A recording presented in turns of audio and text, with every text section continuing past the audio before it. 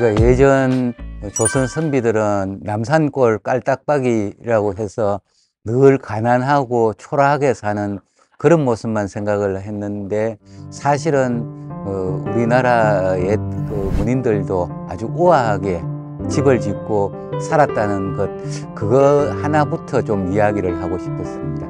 마당에 수많은 꽃들을 심어 놓고, 또 저기에 있는 저런 괴석도 이 화분에 올려놓고, 이른바 마음을 우아하게 하는 것, 권력과 부귀를 과시하는 것이 아니라 내 마음을 맑게 하는 수단으로 정원을 가꾸고 그렇게 한 거죠. 인왕산이나 남산이나 백악이나 낙산이나 이런 산 기슭에 조그마한 봉우리 하나씩을 잡고, 그리고 개울을 차지하고 거기에 자신이 원하는 집과 연못과 꽃을 키우면서 산 그런 집들이, 인물들이 상당히 많이 있습니다.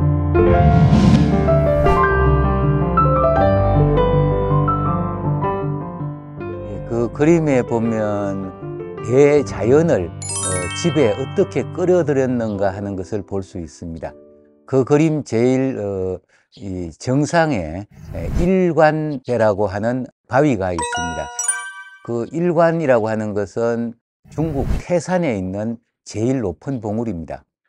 그 봉우리를 가져오지는 못하지만 그 이름을 가져와서 그 위에 있는 바위에다가 새기고, 또 그 아래에 삶의 공간, 그리고 휴식의 공간을 여러 가지 배치를 하고, 도처에 가전 종류의 화분을 두어서 또 예쁘게 꾸미고, 포도넝쿨이라든가 영산홍이라든가 그 당시에는 상당히 값이 비싼 그런 식물들도 마당에 키웁니다. 계단식으로 하단을 만들어서 그 위에 화분을 또 올려놓고 그럽니다. 그런 것과 함께 가장 중요한 것은 거기에 연못을 파는 겁니다.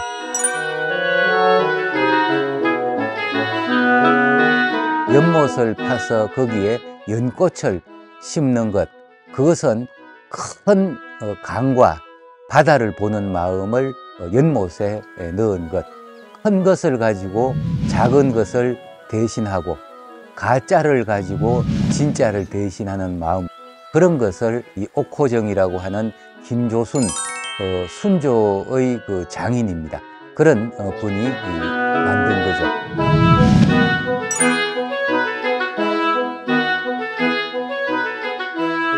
옥호 빙호라고 하는 말이 있습니다. 계곡 항아리 속에 찬 얼음을 넣어 놓은 것처럼 맑은 마음을 유지하겠다, 그런 뜻을 취한 겁니다. 거기 절벽에다가 김조순이라는 분이 자신의 삶을 반영하는 시를, 중국 시를 적어 놓았는데, 그 내용은 뭐냐 하면 최고적의 삶을 지향하는 그런 뜻을 붙입니다. 이곳이 번화한 인공이 가미된 도회지지만 나의 삶의 지향은 태고에 있다. 그런 뜻의 글귀를 거기에서 놓았죠.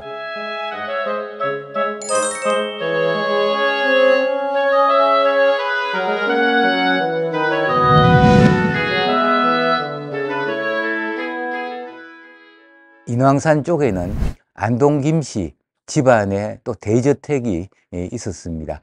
거기에는 세 개의 못을 파고 옆에는 개울이 흘러가고 뒤쪽에는 옥호 정도에 보이는 것처럼 나지막한 봉우리가 있고 또 몇 곳에 정자가 있는데 거기에서 김상용이라고 하는 분이 살면서 쓴 글을 보면 이런 것이 나옵니다.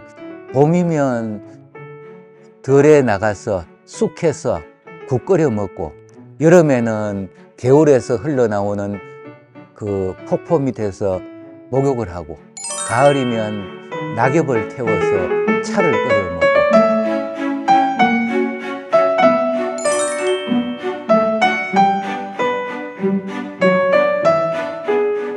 그것을 글만 보았을 경우는 이것이 서울인지 아닌지 알 수 없을 정도 산속에 대저택을 짓고 산수 속에 사는 듯한 그런 느낌을 가진 집들이 서울 시내 중요한 산기슭마다 다 있었다고 보면 될 것 같습니다.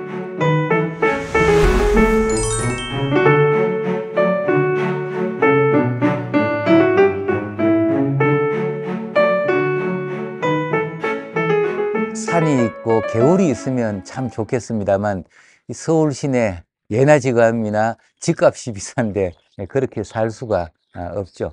그 대안으로 두 가지를 하는 것 같습니다.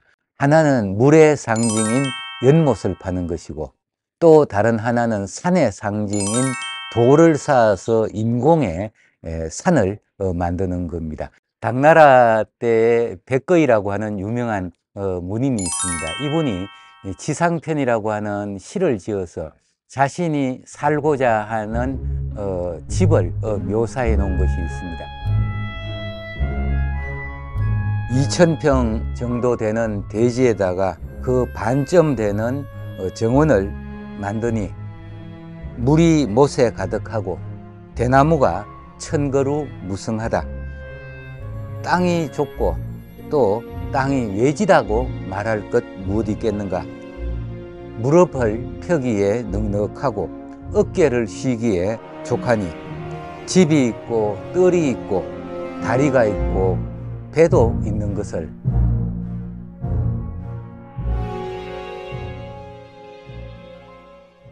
거기에 오늘날로 하면 한 2000평 정도의 대지에다가 1000평 정도의 정원을 꾸밉니다. 그 정원에는 연못을 파고 연못 안에 섬을 만들고 또 연못 가에는 태호석이라고 하는 기괴하게 생긴 바위를 줍니다. 그리고 마당에는 닭을 키웁니다.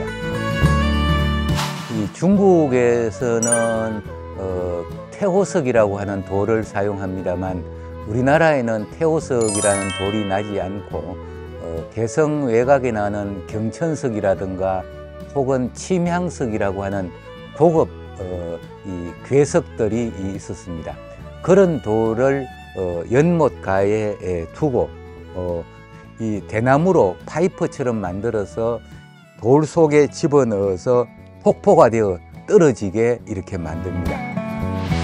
그러면 그것이 산이 되겠죠. 물론 폭포만 있는 것이 아니라 그곳에는 아주 손바닥만한 단풍나무, 소나무, 다양한 나무들을 거기에 심습니다. 또 연출도 합니다. 거기에 수철 두어서 더운 물을 부으면 김이 서려서 올라오죠. 그러면 그것이 안개가 낀 듯한 모습도 만들어지죠. 석가산을 두는 연못은 대체로 네모나게 파서 달이 뜰 경우 둥근 달이 달과 네모난 못이 잘 조화를 이루도록 하죠. 거기에 연꽃을 심는데 연꽃은 더러운 진흙에서 자라나지만 깨끗한 꽃을 피우는 분자인 것입니다.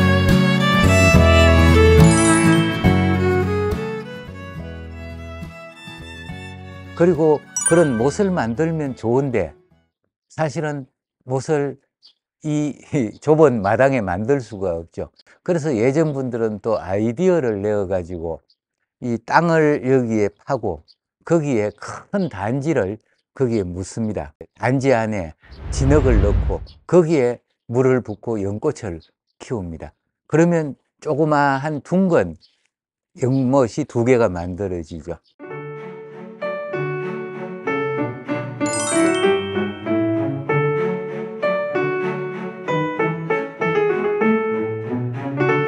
큰 집을 짓고 또 이 못을 파고 석가산을 만들고 그렇게 하는 것은 경제력이 분명 있어야 할 것입니다.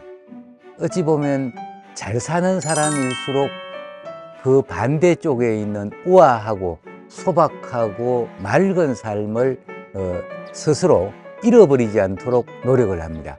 그러한 마음을 담은 것이 지금까지 이야기한 그런 옥호정부터 시작되는 그런 집이라고 할 수가 있습니다.